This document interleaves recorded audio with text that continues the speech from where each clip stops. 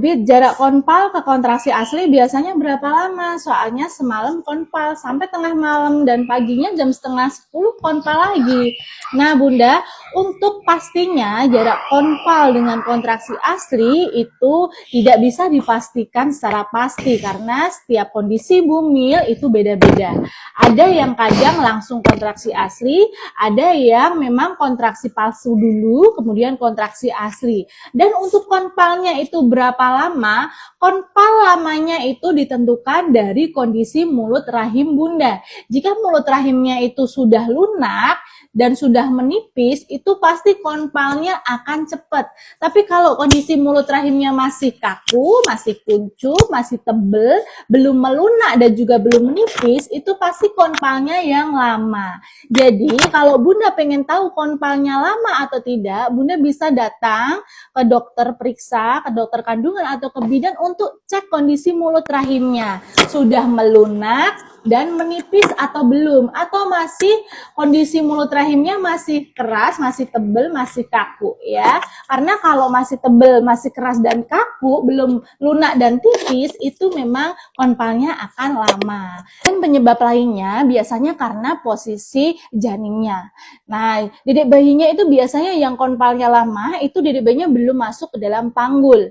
Atau kalaupun sudah masuk ke dalam panggul, itu posisinya belum optimal. Dan juga ada juga penyebabnya karena jumlah air ketuban yang masih banyak.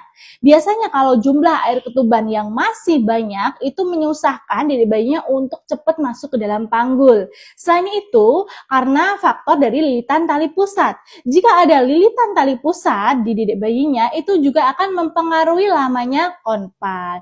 Jadi pastikan lagi semua indikasi tersebut melalui USG ya Bunda. Nah, supaya mulut rahim Bunda ini melunak dan menipis, itu caranya Bunda lakukan induksi alami ya, dengan mungkin bisa dengan HB bareng suami dan juga lakukan gerakan-gerakan yang sudah Bu Bidan sarankan. Karena memang kalau Bunda melakukan HB bareng suami, yang namanya SP itu mengandung hormon prostaglandin. Hormon itulah yang bisa membuat mulut rahim Bunda ini semakin melunak.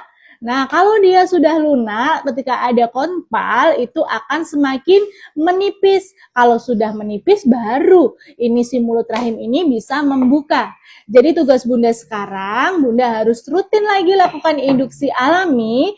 Nah, yang paling ampuh itu Bunda lakukan HB, paling tidak 2-3 kali dalam seminggu ya. Asalkan kalau Bunda mau melakukan HB, itu asalkan Bunda tidak mengalami keputihan yang abnormal dan dari hasil USG itu normal semuanya, letak plasenta atau ari-ari tidak menutupi jalan lahir dan posisi DB-nya kepalanya memang sudah di bawah, tidak sungsang atau tidak melintang. Ya Bunda ya, nggak apa-apa Bunda, walaupun konpalnya itu datangnya lama, Bunda nikmati aja terus lakukan induksi alami. Nanti pasti kalau sudah tipis, cepet kok bukanya. Ya, semangat lagi ya Bunda, semoga lancar selalu.